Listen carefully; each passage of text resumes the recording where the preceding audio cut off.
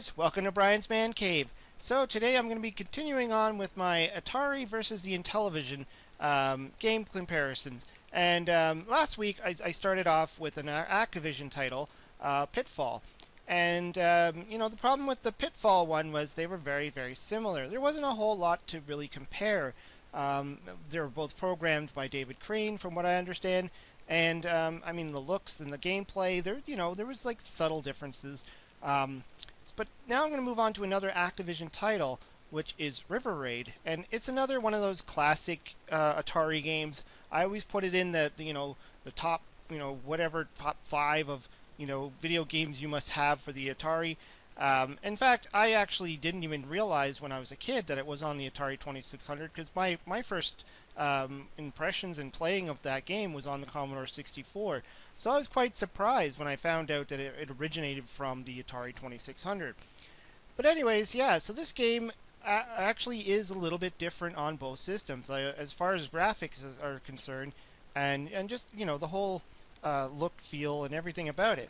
So let's start off and play some River Raid, which I've played a few times on my channel before, for the Atari version anyways. I don't think I've actually played the Intellivision version yet. So let's check out River Raid for the Atari 2600 first.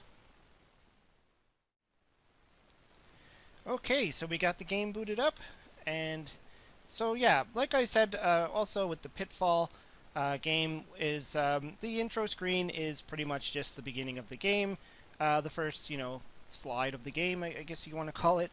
And you got the little rotating Activision thing at the bottom there. You can see you got your fuel gauge, empty and full. And let's get to playing. Okay, so we got the game going. So like I said, I have played this a few times. I think most people are familiar with this game. They've probably played it when if they had it when they were a kid. And it's another one of those great titles that you can just always put in your Atari. And it's challenging too. I mean, my instinct when I want to play this is to really go slowly, but that's not how you get through this game. But going fast can also have its repercussions. Unless you've really figured out the pattern of these moving obstacles, obviously the helicopter and the boats. And the other thing is always watching that fuel gauge, because you can tend to forget about it when you're focusing on all the other stuff that's coming at you. But I mean, this game was really well done. I mean, really well laid out. I like the sound effects. I like how it sounds when the plane is, kind of accelerating and then slowing down. They did, the programmer did a really great job, actually making this game look and sound great. And of course the challenge is fun as well, because it does get harder as you pass each bridge. Whoa. Another thing is you don't want to be hitting those fuel gauge things, or the fueling, I don't know what they are, fueling pads, fueling stations, the thing that says fuel, oops, you don't want to be hitting those. As you can see, I'm playing pretty terrible.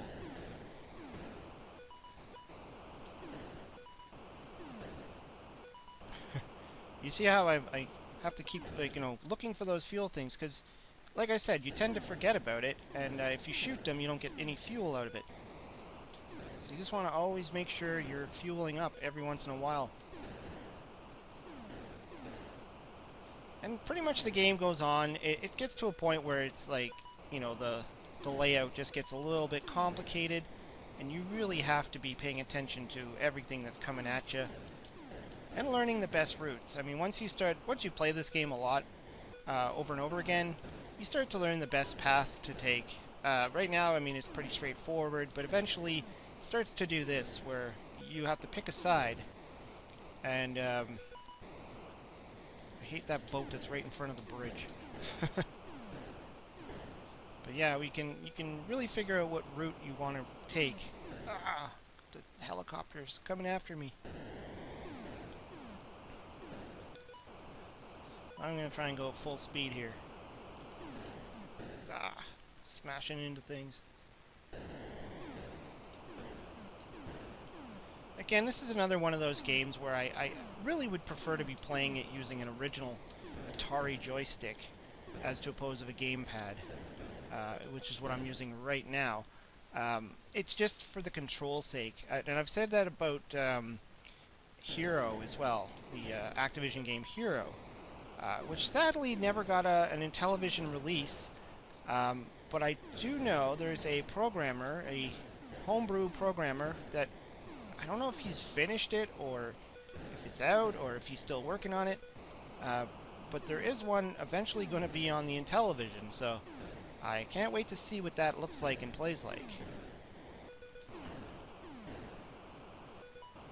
Although I don't know how like playing with a real Intellivision disc controller would be for a game like Hero.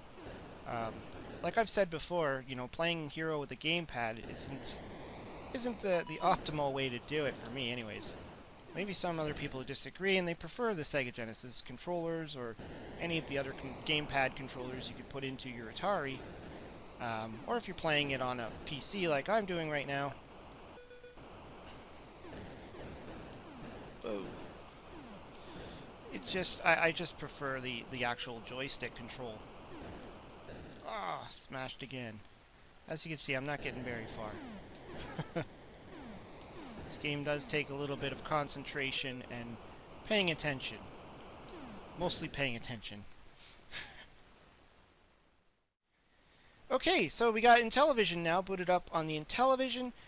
For the Intellivision, this is actually, you know, it's got a home screen. It's got a pretty funky font, though. A little bit hard to read.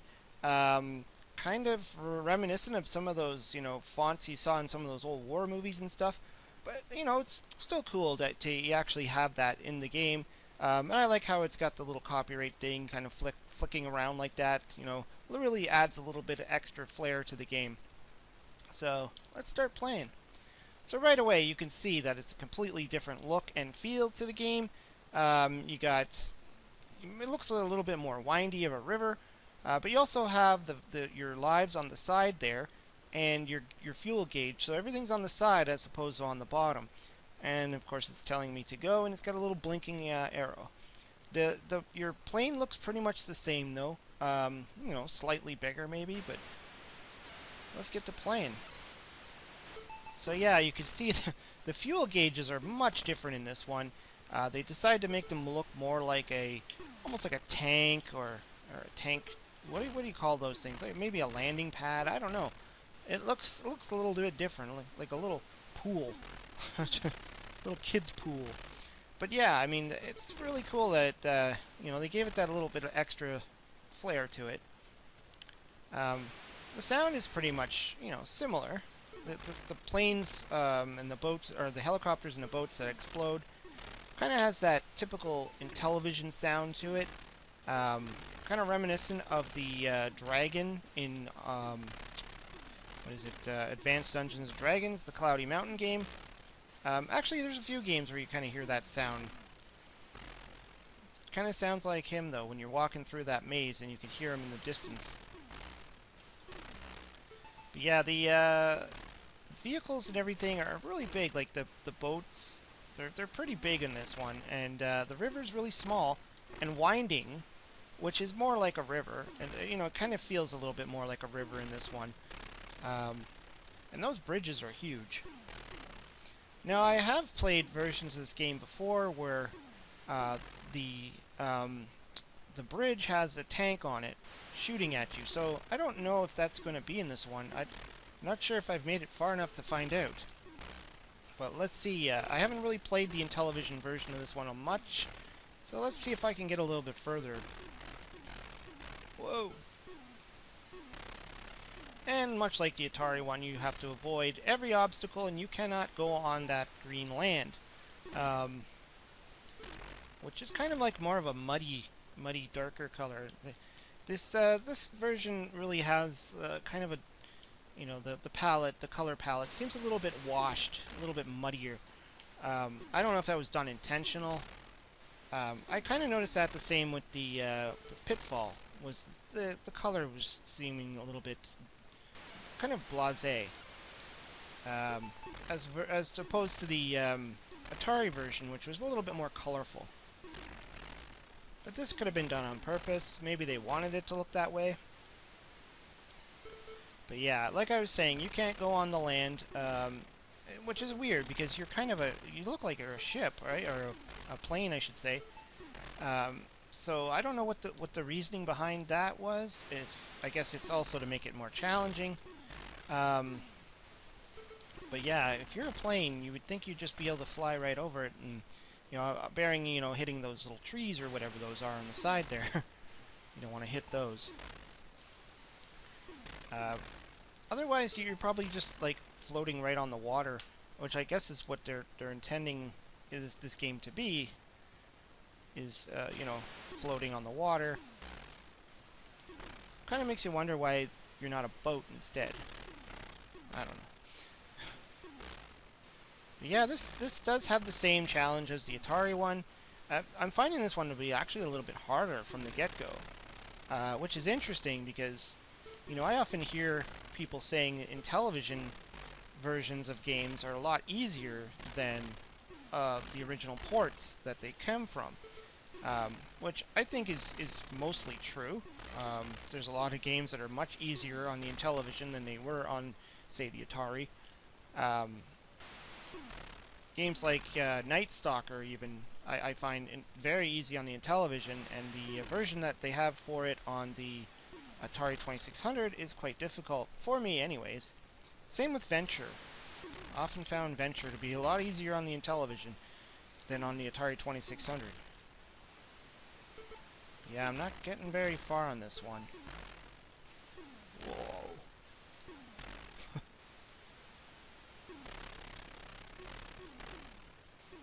Oh, jeez. Not a lot of space there because the boat is so big, which makes this game much harder. And the fuel gauges, those fuel up pads, because of the size of them, it's easy to accidentally hit them. Because you might be aiming for a boat, and you'll accidentally hit those. I almost hit it right there, actually. Oops, that was me.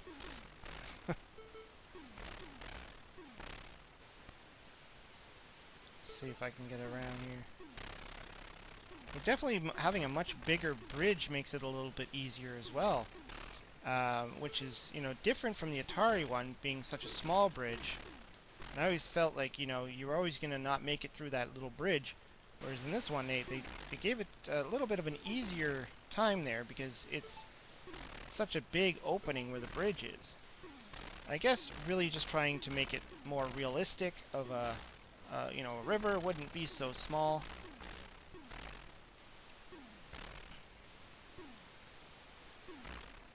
Well, these guys are just sitting there and not moving, which is good. Prefer they don't move like that. Another thing I'm not seeing, which I always thought would be cool, I don't think it's even on the Atari one, would be a counter to let you know. Oh, jeez, blew up the fuel there. How many bridges you actually did pass? Because once you get into this game, unless you're sitting there counting, which you probably don't want to do, because you're getting into the game, you can easily forget how many bridges you've passed. It'd be nice to kind of have a counter for that. Well, there you have it. I mean, both of them are really fun games to play. They're both, I think they're both challenging, actually. I was finding the Intellivision one to be a little bit more challenging because of the river, the way it was bending, as opposed to the Atari being a little bit more straightforward, and then having to decide on which routes you want to take. But other than that, I thought that, both were very well done. And that's pretty typical, again, with the Activision titles on the Atari, was a lot of them were really well done. They were well programmed. The colors are great. And like I said, though, I thought the Intellivision colors were just a little bit muddy on this one. I kind of like the brighter colors of the Atari version. But other than that, I mean, you had the little differences with the fuel pods, or whatever those things are called, the fuel. And other than that, the boats kind of look the same, the helicopters look the same, your plane kind of looked the same, but the whole board itself looked a little bit different. So I like that, having that little bit of a difference. much different than the Pitfall game, where it was literally a carbon copy with a few minor tweaks to it. It just kind of gives it that little bit of extra. And in fact, every version I've played of River Raid is a lot, kind of different than the other versions I've played on the other systems. So it's kind of cool that you actually kind of get that different feel to it. But other than that, I mean, it's still a very playable game, very fun on both systems, and I would always recommend anybody that has an Atari or who's just getting into Atari and they're looking for, what games to buy. I always throw River Raid out there. It's one of the better games to just put in your system and play. Anyways, let me know what you think. Which ones do you like? Which games did you play? Ports of River Raid on which system? I think pretty much every one of them is a good title, no matter what you're playing it on. Anyways, hope you liked the video. Hope you subscribe. Talk to you later.